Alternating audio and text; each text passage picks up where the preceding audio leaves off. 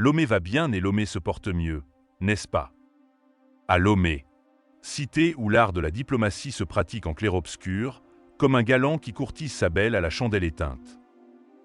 Voilà que Faure Gnassingbé, monarque autoproclamé du Togo, règne en tyran depuis 20 ans tel un roitelet de comédie qui tient son trône par la force des baïonnettes et l'artifice des scrutins truqués, perpétuant ainsi la farce dynastique que son défunt père avait si plaisamment entamée.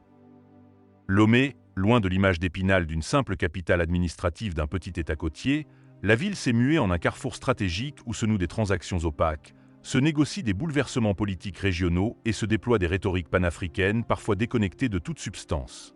Cette métamorphose s'inscrit dans une trajectoire historique marquée par l'autoritarisme de la dynastie Gnassingbé et par une diplomatie pragmatique, voire cynique, qui a fait du Togo un acteur incontournable des coulisses du pouvoir africain. Lomé ou plateforme des flux opaques est devenu, au fil des décennies, un hub de transactions douteuses dans les secteurs extractifs, un facilitateur présumé de déstabilisation politique et un théâtre de discours panafricanistes instrumentalisés. Le port autonome de Lomé constitue l'infrastructure centrale de cette économie de l'ombre. Bénéficiant d'investissements massifs et d'une position stratégique sur le golfe de Guinée, il s'est imposé comme le principal port en eau profonde de l'Afrique de l'Ouest, drainant une part significative du commerce régional. Toutefois, cette prééminence logistique s'accompagne de zones d'ombre considérables.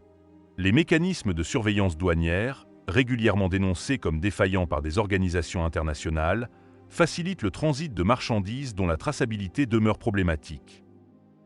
Le secteur pétrolier. Le secteur pétrolier illustre parfaitement ces ambiguïtés.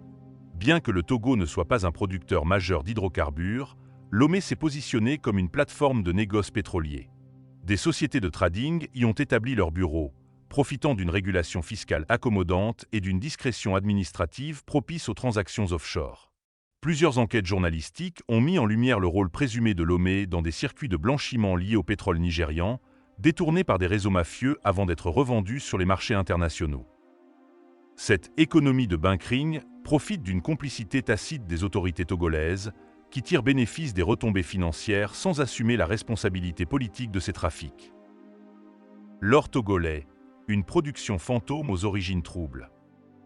Le cas de l'or révèle une contradiction encore plus flagrante. Les statistiques officielles togolaises font état d'exportations aurifères considérables, plaçant paradoxalement le pays parmi les exportateurs régionaux significatifs, alors même que sa production minière artisanale demeure modeste. Cette incongruité s'explique par le rôle de Lomé comme point de transit pour l'or extrait illégalement dans les pays voisins, notamment le Burkina Faso, le Mali et le Ghana. Les réseaux de contrebande aurifères exploitent les failles des dispositifs de contrôle transfrontaliers. L'or artisanal, extrait dans des conditions souvent dramatiques par des mineurs opérant en marge de toute régulation, emprunte des filières clandestines avant d'être blanchi à Lomé, où il acquiert une apparence de légalité grâce à des certificats d'origine complaisants. Des rapports d'organisations non gouvernementales spécialisées dans la gouvernance des ressources naturelles ont documenté ces pratiques, soulignant comment Lomé s'est transformé en un maillon essentiel des chaînes de valeur illicites de l'or ouest africain. Cette situation profite à une nébuleuse d'intermédiaires, souvent liée au cercle du pouvoir, qui captent les marges substantielles générées par ces transactions opaques. Le gouvernement togolais, confronté à ces accusations, invoque systématiquement des insuffisances techniques de traçabilité, évitant ainsi de reconnaître une complicité structurelle dans ces mécanismes. Lomé, sanctuaire des transitions politiques violentes, la diplomatie de l'instabilité. Une tradition d'accueil des putschistes. Au-delà des transactions économiques douteuses, Lomé s'est forgé une réputation sulfureuse comme refuge et point de rencontre pour des acteurs impliqués dans des coups d'État régionaux. Cette vocation découle en partie de l'histoire politique togolaise elle-même, marquée par le coup d'État de 1963 qui renversa Sylvanus Olympio, puis par l'accession au pouvoir d'Étienne Gnassingbé Eyadema en 1967, à la suite d'un autre putsch. Cette culture politique du changement de régime par la force a instillé dans l'appareil d'État togolais une certaine familiarité, voire une complaisance, envers les logiques putschistes. Plusieurs épisodes historiques attestent de cette fonction d'accueil. Dans les années 1990 et 2000, Lomé a servi de base arrière pour des mouvements rebelles et des figures politiques exilées impliquées dans des tentatives de déstabilisation de gouvernements voisins.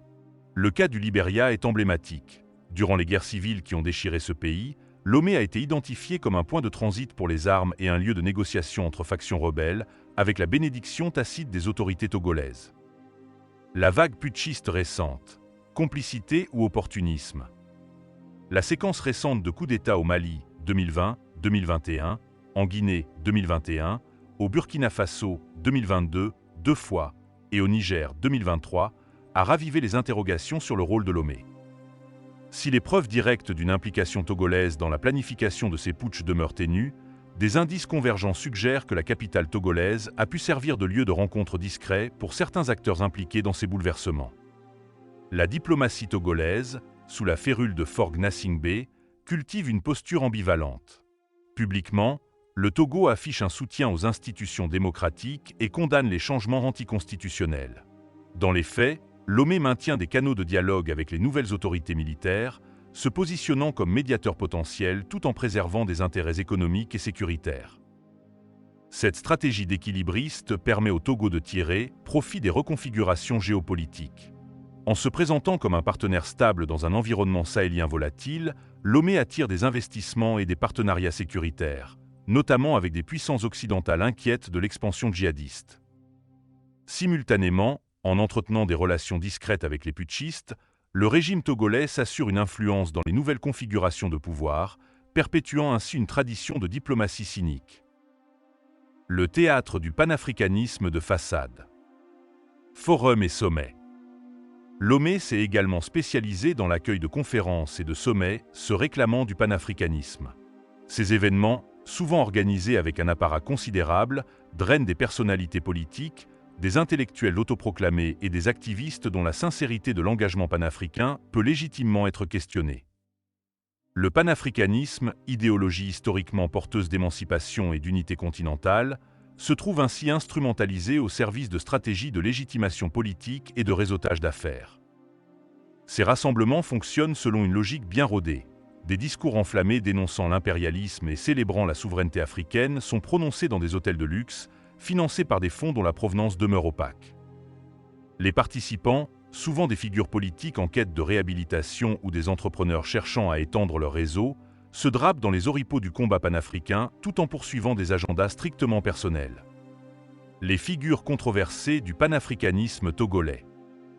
Le régime Gnassingbé lui-même se présente volontiers comme un défenseur de l'unité africaine, multipliant les initiatives diplomatiques visant à positionner le Togo comme un acteur clé des débats continentaux.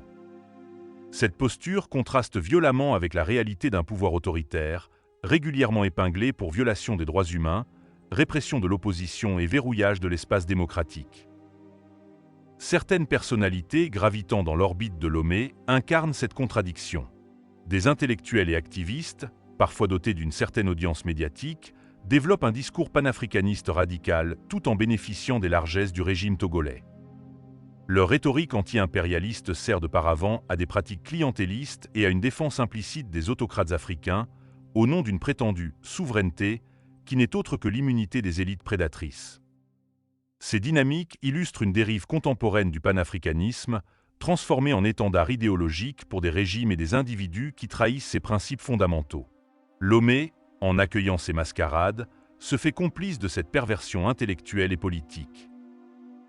Enfin, Lomé incarne ainsi une triple dimension de l'opacité africaine contemporaine. Celle des flux économiques illicites qui prospèrent sur les failles de la gouvernance.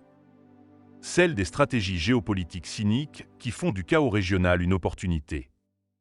Et celle de l'imposture idéologique qui travestit des intérêts particuliers en combat émancipateur.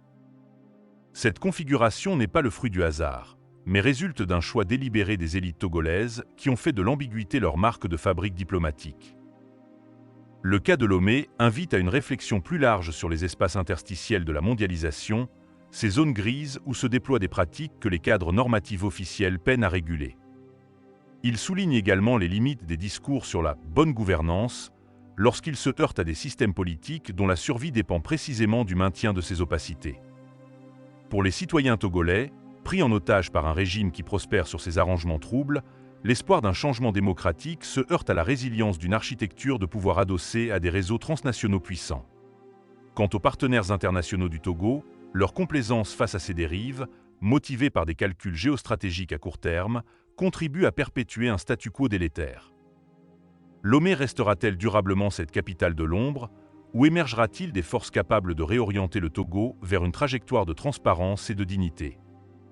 La réponse à cette question dépendra de la capacité des sociétés civiles togolaises et régionales à imposer l'exigence de redevabilité, ainsi que de l'évolution des rapports de force géopolitiques qui, jusqu'à présent, ont favorisé la pérennité de ces systèmes opaques. À Lomé. Dites à Fort Gnassingbé que je reviendrai bientôt. Par Ben Jagba. Likez la vidéo si ce n'est pas déjà fait. Laissez aussi votre point de vue en commentaire. Abonnez-vous et cliquez aussi sur la petite cloche de notification pour ne rien rater de nos prochaines vidéos. N'oubliez pas de partager aussi la vidéo et de la liker.